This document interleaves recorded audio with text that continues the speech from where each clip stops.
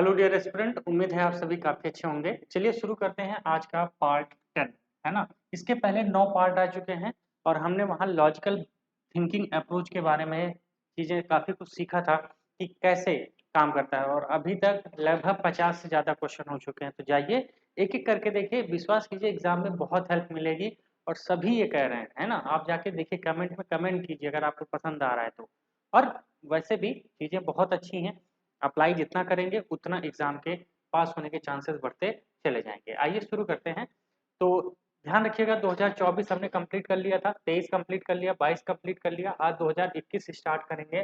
2021 के पीवाईक्यूज देखेंगे और ये देखेंगे कि कैसे बहुत ज्यादा टफ क्वेश्चन या फिर ऐसे लॉजिकल थिंकिंग अप्रोच से हम कितने सारे क्वेश्चन सॉल्व कर सकते हैं। ठीक है, चलिए शुरू करते हैं आज का क्वेश्चन। लेकिन एक बात ध्यान रखना है कि आपको क्वेश्चन बहुत ही साइलेंटली और बहुत काम डाउन होकर पढ़ना है, बहुत स्पीड में नहीं पढ़ना। यानी कि स्पीड इतनी रखिए कि हर एक वर्ड को पढ़ के जाइए।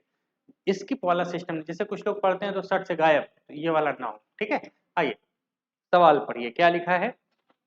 मुरैना, मुरैना के पास स्थित 64 योगिनी मंदिर निम्नलिखित कथनों पर विचार कीजिए। यानी कि जो ये मंदिर है 64 योगिनी मंदिर, इसके बारे में बताइए क्या है। मैं इतना कहता हूँ, बहुत सारे लोग 64 योगिनी मंदिर के बारे में नहीं पढ़े होंगे, लेकिन उसके बाद भी ये सवाल किया जा सकता है।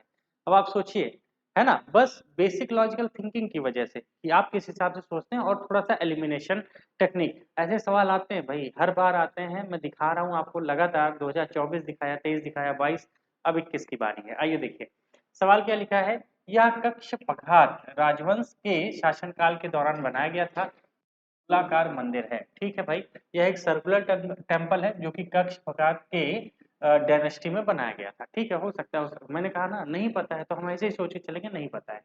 अब क्या लिखा है, यह भारत में बना एकमात्र गोलाकार मंदिर है। It is only the circular temple build in India. अब यहीं पे दिमाग लगाओ, क्या कहीं गोला मंदिर आपने देखा है कि नहीं, गोल मंदिर पूरा। एग्जैक्टली exactly, नागर शैली में मैंने इतने सारे मंदिर देखे हैं जो गोल है। अब आप खुद सोचो ना। ठीक है, तो लिखा है पूरे भारत में सिर्फ एक, तो भाई इसी को काट दो, क्या दिक्कत है।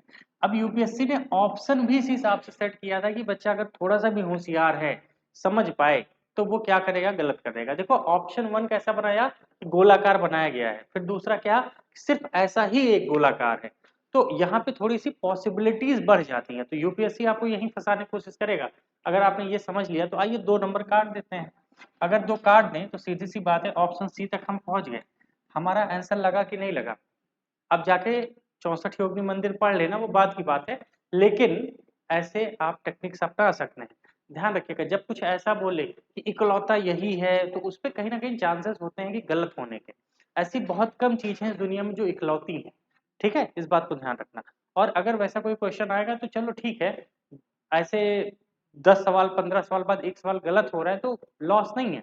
अगर भाई हम लॉजिकल थिंकिंग से 15 क्वेश्चन करके आए, 15 में से मान लेते हैं 3 क्वेश्चन आपके गलत भी हो गए, तब भी तो 12 में पॉजिटिव थे ना।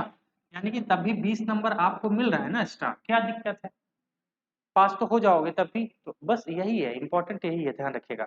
चलिए यही हम आपसे कराना चाहते हैं, क्वेश्चन नंबर 2। ठीक है, अब देखिए ये सवाल मैं आपको दिखाऊंगा, इसी टाइप का सवाल 2024 में भी आया, 22 में भी आया, 23 में भी आया, फिर देखो 21 में भी आया है। क्या लिखा है, निम्नलिखित कथनों पर विचार कीजिए। ठीक है भैया, भारतीय रिजर्व बैंक के गवर्नर की नियुक्ति जो होती है वो केंद्र सरकार के द्वारा होती है। ये बात तो सबको पता है कि आरबीआई का जो गवर्नर है वो सेंट्रल गवर्नमेंट के द्वारा अपॉइंट होता है। ठीक है, दूसरा स्टेटमेंट पढ़िए, सबसे खास बात तो यही है। क्या लिखा है, भारत के संविधान में प्रावधान है कि केंद्र सरकार को जनहित में आरबीआई को दिशा निर्देश जारी करने का अधिकार देते हैं। और आपने पूरा कॉन्स्टिट्यूशन पढ़ा होगा, पॉलिटी तो पढ़ी है ना। आरबीआई का जिक्र है क्या, क्या वहां पे ऐसा कुछ बोला गया है कि आरबीआई को सरकार गाइडलाइन दे सकती है।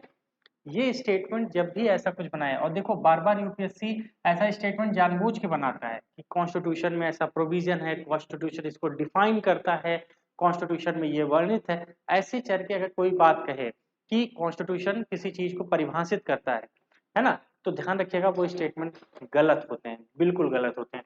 और ये लॉजिकल थिंकिंग अप्रोच ही है आपको जो इस क्वेश्चन को सही कराएगी।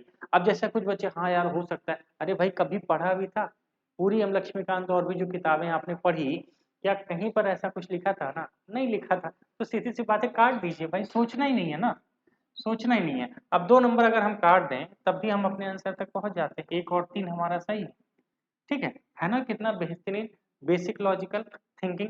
अब अगर आप यहाँ पे फंस गए तो क्वेश्चन गलत करके आओगे, ये मान के चलो, लेकिन थोड़ा सा सोच पाए कि यार सच में क्या कॉन्स्टिट्यूशन में मैंने ऐसा कुछ देखा, कहीं पढ़ा था, हमें तो मिला ही नहीं, तो बस वहीं पे समझ जाना है कि भाई ऐसी बात नहीं है। तो कहीं ना कहीं आरबीआई अधिनियम के तहत उसको शक्ति प्राप्त होती है, तो बिल्कुल सही बात है कि आरबीआई एक्ट के थ्रू उसे पावर मिलती है। ठीक, कितना सिंपल सवाल था। अगले क्वेश्चन की तरफ चलते हैं, क्वेश्चन नंबर नेक्स्ट 2021 का क्वेश्चन नंबर नेक्स्ट क्या लिखा है? कार्यरत आकस्मिक श्रमिकों के संदर्भ में निम्नलिखित कथनों पर विचार कीजिए। कैजुअल वर्कर की बात कर रहा है, यानी कि आकस्मिक वर्कर ऐसे वर्कर जो कभी हैं कभी नहीं है, मतलब आज हमारे पास 2 घंटे काम है, बुलाया 2 घंटे काम किया चला गया, उतने देर का वो पैसा लिया गया, यानी कि कहीं ना कहीं उसका कुछ रूटीन वगैरह उतना फिक्स नहीं होता। कैजुअल वर्कर वही होते हैं जो फिक्स नहीं है, यानी कि वो रेगुलर काम नहीं करते। ठीक है, जब तक हमारे पास काम है हमने दिया, नहीं तो टाटा बाय बाय। अगर इतनी बात दिमाग में रखे हो तब आगे जाना। इसीलिए मैं हर क्वेश्चन में कहता हूँ ऊपर जो लिखा रहता है ना, वहां से सोच आपकी विकसित हो जानी चाहिए कि क्या हो सकता है ना? अब आपने पढ़ा आकस्मिक श्रमिक, कैजुअल वर्कर, अब लेकिन कैजुअल वर्कर की जो चीजें होती है वो तुम्हारे दिमाग में जा ही नहीं रही है, क्वेश्चन पढ़ोगे तो हवा नहीं लगेगा, गलत करके आओगे। तो सबसे पहले सोच लीजिए यार ये करता क्या है, होता क्या है, तब देखो अपने आप सवाल में आ जाएगा उत्तर। आइए देखते हैं क्या लिखा है।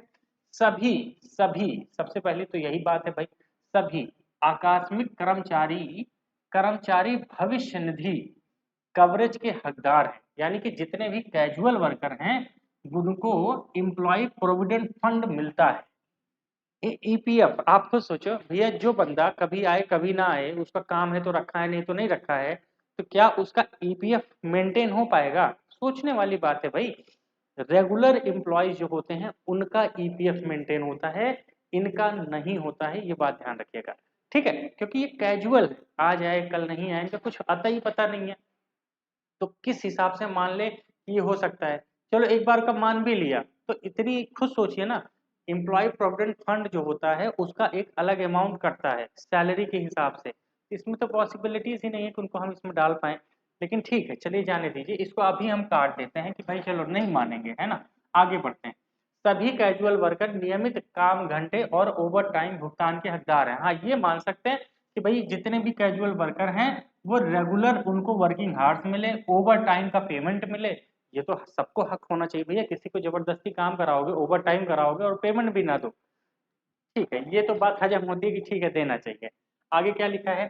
सरकार एक अधिसूचना द्वारा निर्दिष्ट कर सकती है कि कोई भी प्रतिष्ठान या उद्योग केवल उनके बैंक खातों के माध्यम से मजदूरी का भुगतान करेगा। आजकल देखो सरकार ऑनलाइन सिस्टम पे बहुत ज्यादा शिफ्ट हो रही है, तो यहाँ लिखा है गवर्नमेंट कैन। हाँ बिल्कुल भाई, सरकार ऐसा कह सकती है कि भाई सबके बैंक अकाउंट में पैसे डालिए, क्या दिक्कत है? आज देखो ना, 2-2 हजार रुपए किसानों के खाते में जा रहा है ना। कभी क्या किसी ने सोचा था कि किसान के खाते होंगे? नहीं, लेकिन आज हैं, तो ध्यान रखना बिल्कुल ऐसा हो सकता है। तो कहीं ना कहीं ये स्टेटमेंट भी सही लग रहा है, ये स्टेटमेंट भी, लेकिन ये तो बिल्कुल नहीं लग रहा कि एम्प्लॉय प्रोविडेंट फंड उनको भी मिलेगा जो कैजुअल है। रेगुलर का तो सुना था हमने, तो सीधी सी बात है, अगर पहला स्टेटमेंट हम काट दें तो कहीं ना कहीं बी ऑप्शन तक हम पहुंच जाएंगे। ठीक है, देखो मैं बार बार कहता हूँ, ये क्वेश्चन आपको लग रहा हो कि सर अभी बताना आसान है, उस समय दिमाग नहीं चलता, कैसे नहीं चलता भाई, चलता है। लेकिन अगर आपने ये दिमाग में रखा होगा कि कैजुअल वर्कर किस टाइप के होते हैं, ठीक है।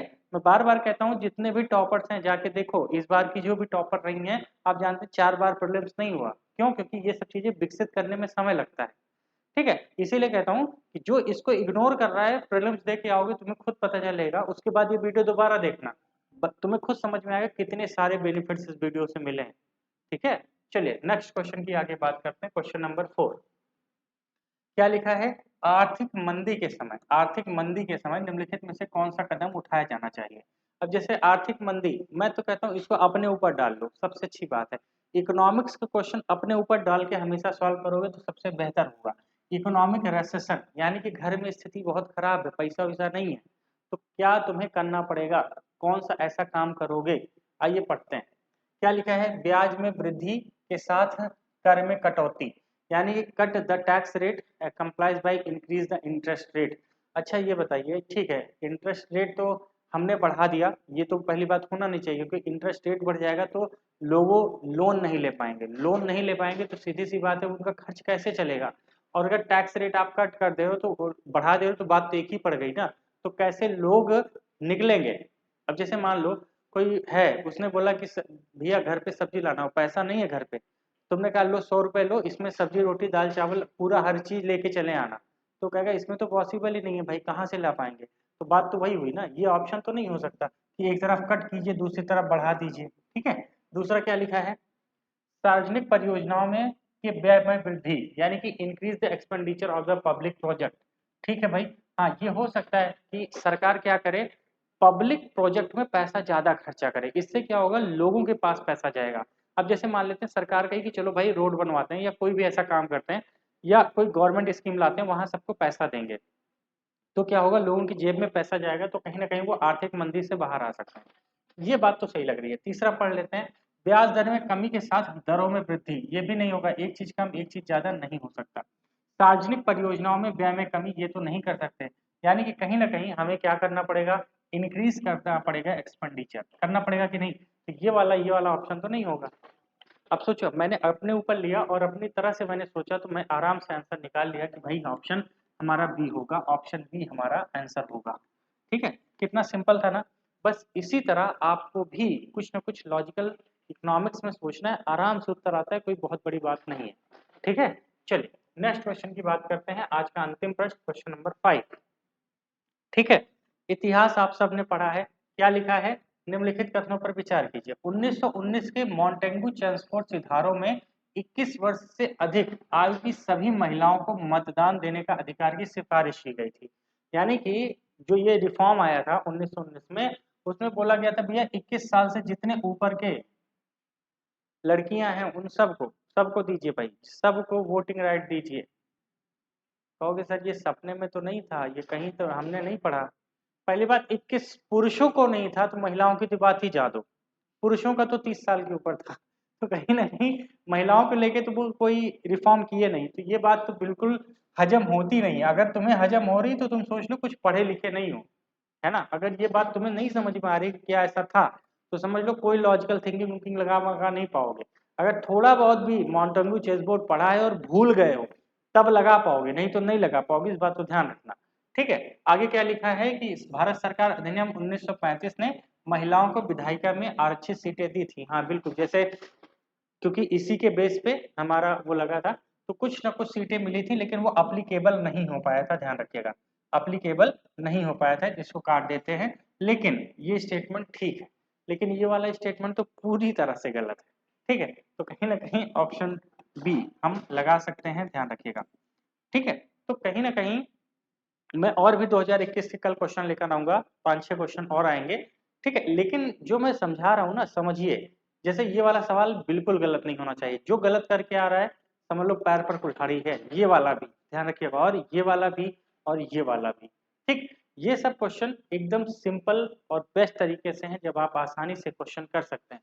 इसी तरह मुझे पता है आप मेंस में भी बहुत सारी गलतियां करते होंगे, जब एग्जैक्टली यहाँ आओगे ना तब तुम्हें समझ में आएगा मेंस में तुम्हारी गलतियां क्या है, क्या आज तक तुम कर रहे थे और क्या नहीं करना चाहिए था।